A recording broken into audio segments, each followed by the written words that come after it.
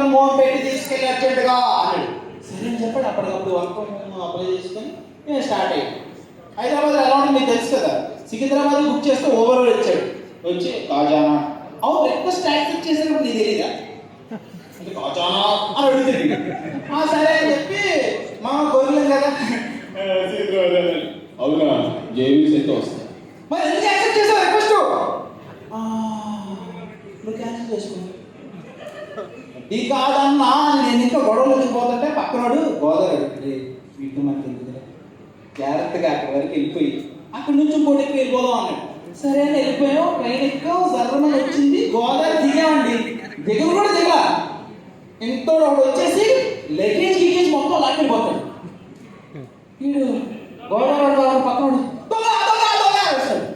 దొంగోడు కాదురా మా ఇంట్లోడు ఎందుకలా అరుస్తాం బాగా వచ్చారండి. ఎలా జరిగింది వెంటనే అప్పుడు వరకు Godavari Hyderabad yeah it's very nice gentlemen south బుడ్డింగ్ అనే అక్కడ చాలా బాగా జరిగింది.